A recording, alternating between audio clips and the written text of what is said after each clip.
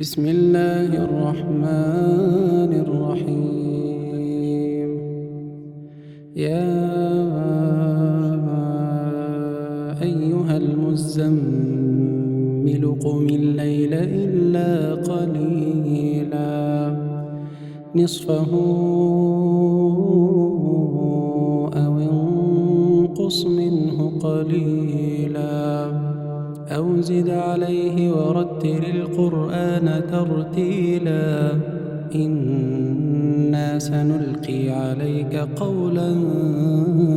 ثقيلا إن ناشئة الليل هي أشد وطئا وأقوم قيلا إن لك في النهار سبحا طويلا واذكر اسم ربك وتبتل إليه تبتيلا رب المشرق والمغرب لا إله إلا هو فاتخذه وكيلا واصبر على ما يقولون واهجرهم هجرا جميلا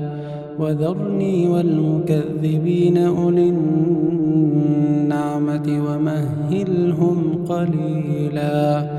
إن لدينا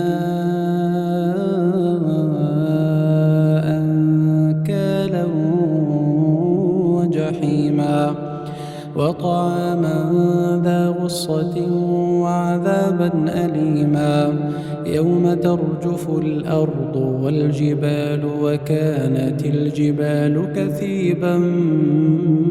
مهيلا إنا أرسلنا إليكم رسولا شاهدا عليكم كما أرسلنا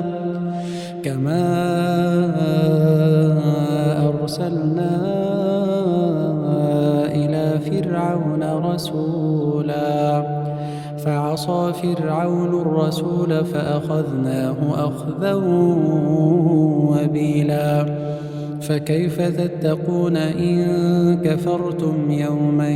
يجعل الولدان شيبا السماء منفطر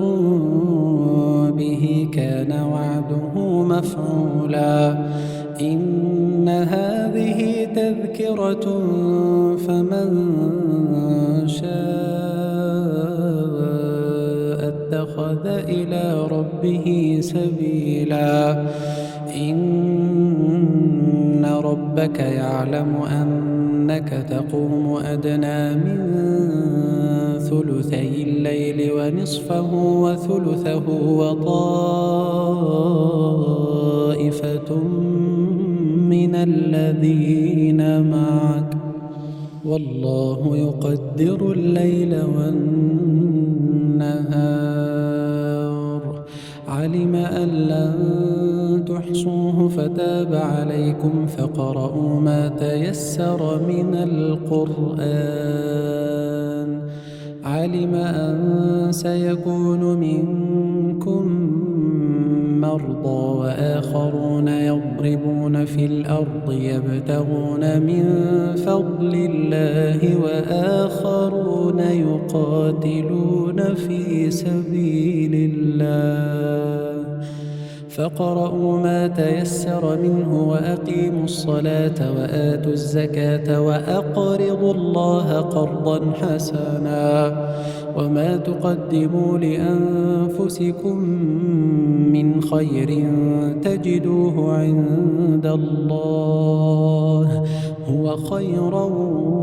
وأعظم أجرا واستغفروا الله إن الله غفور رحيم.